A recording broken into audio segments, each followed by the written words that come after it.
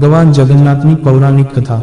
ભક્તો ભગવાનના મંદિરમાં તો દર્શન કરવા બારેમાસ જાય છે, પરંતુ અષાઢી બીજ એક એવો અવસર છે જ્યારે ભગવાન સ્વયં ભક્તોને દર્શન આપવા તેમની પાસે જાય છે।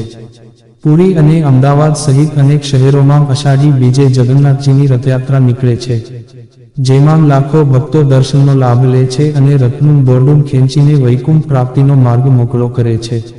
જગન્નાથજીની રથયાત્રા પાછળની કથા ખૂબ જ રસપ્રદ છે।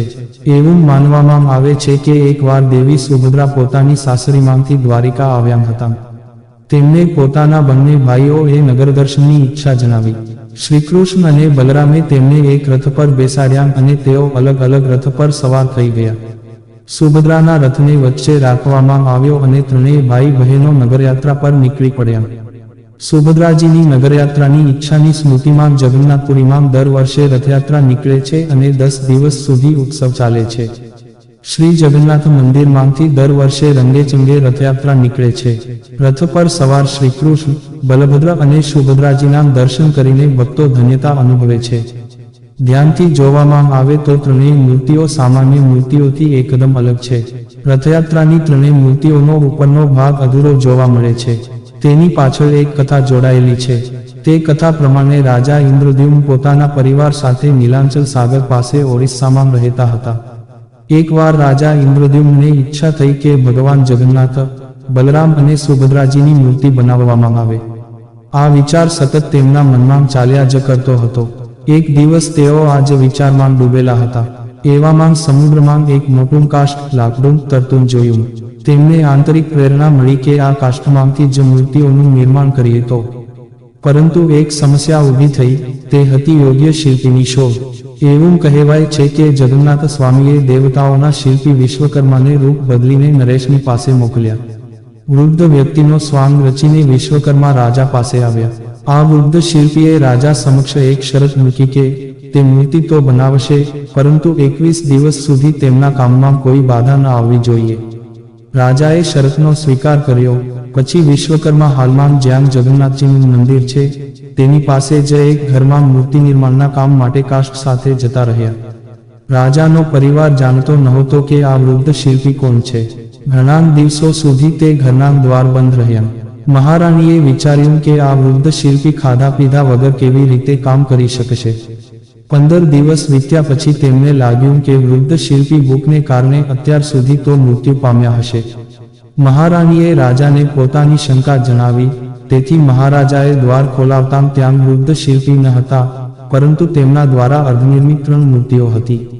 આ જોઈ રાજા અને રાણી દુઃખી થઈ ગયા। તે ક્ષણે જ ભવિષ્યવાણી થઈ કે, હે નરેશ, દુઃખી ન થશો, અમે આ જ રૂપમાં રહેવા માંગીએ છીએ। મૂર્તિઓને દ્રવ્ય વગેરેથી પવિત્ર કરીને તેની સ્થાપના કરાવો। નારદજીને વરદાન।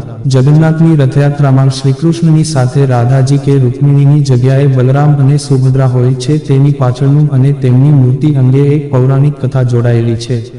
એકવાર દ્વારિકામાં શ્રીકૃષ્ણ રૂક્મિણી વગેરેની સાથે શયન કરી રહ્યા હતા। તે દરમિયાન તેઓ ઊંઘમાં જ રાધે રાધે બોલવા લાગ્યા। મહારાણીઓને આશ્ચર્ય થયું। સવારે જાગ્યા પછી પણ શ્રીકૃષ્ણે પોતાના મનોભાવ તેમની સમક્ષ પ્રગટ ન કર્યા। રૂક્મિણીજીએ બધી રાણીઓને વાત કરી કે વૃંદાવનમાં રાધા નામની ગોપકુમારી છે, જેને પ્રભુ આપની આટલી સેવા, નિષ્ઠા અને ભક્તિ કરવા છતાં પણ ભૂલી શક્યા નથી।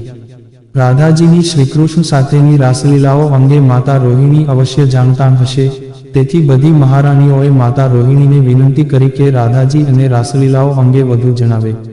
પહેલાં તો માતા રોહિણીએ બહુ ના પાડી, પરંતુ મહારાણીઓના અતિશય આગ્રહને વશ થઈને તેમને કહ્યું કે ઠીક છે, પરંતુ પહેલાં સુભદ્રાને પહેરો ભરવા માટે દરવાજે ઊભા રાખો, કોઈ પણ અંદર ન આવવું જોઈએ, પછી તે કૃષ્ણ કે બલભદ્ર જ કેમ ન હોય। માતા રોહિણીએ કથા સંભળાવવાનું શરૂ કર્યું। થોડી જ વારમાં શ્રીકૃષ્ણ અને બલભદ્ર ત્યાં આવી પહોંચ્યા। જો કે સુભદ્રાજીએ તેમને દ્વાર પર જ રોકી લીધા, પરંતુ શ્રીકૃષ્ણ અને રાધાજીની રાસલીલાની કથા શ્રીકૃષ્ણ, બલરામ અને સુભદ્રાજી એમ ત્રણેયને સંભળાઈ રહી હતી, જે સાંભળીને શ્રીકૃષ્ણ અને બલભદ્ર અદ્વૈત પ્રેમરસનો અનુભવ કરવા લાગ્યા। બીજી તરફ સુભદ્રાજી પણ ભાવવિહ્વળ થઈ ગયા। એવામાં અચાનક નારદજીના આવવાથી તેઓ પૂર્વવત થઈ ગયા।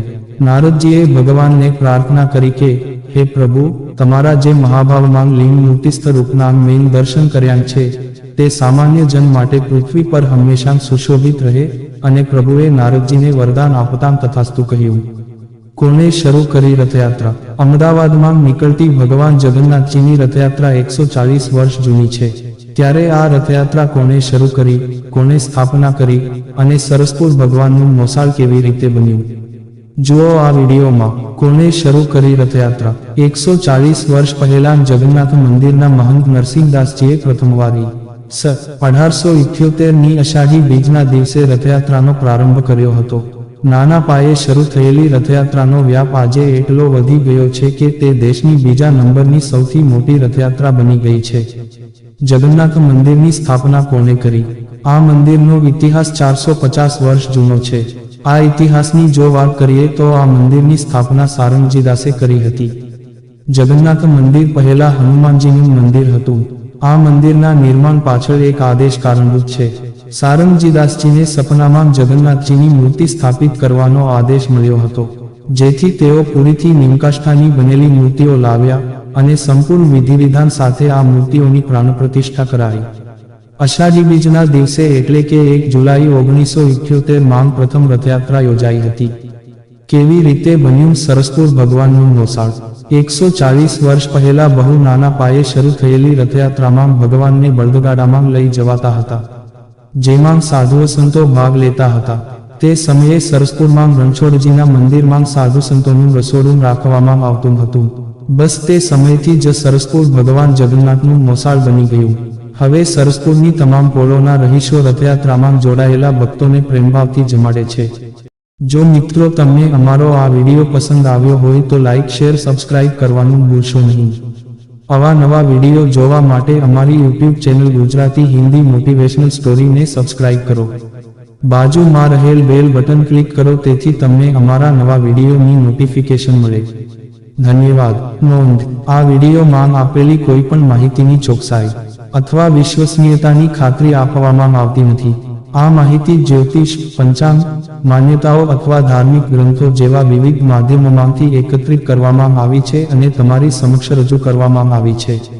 અમારો ઉદ્દેશ્ય માત્ર માહિતી પૂરી પાડવાનો છે. Gujarati Hindi motivational story YouTube channel તેની સત્યતા અને સિદ્ધ હોવાની અધિકૃતતા આપી શકતા નથી. કોઈ પણ રીતે તેનો ઉપયોગ કરતા પહેલા કૃપા કરીને સંબંધિત નિષ્ણાતની સલાહ અચૂક લેવી.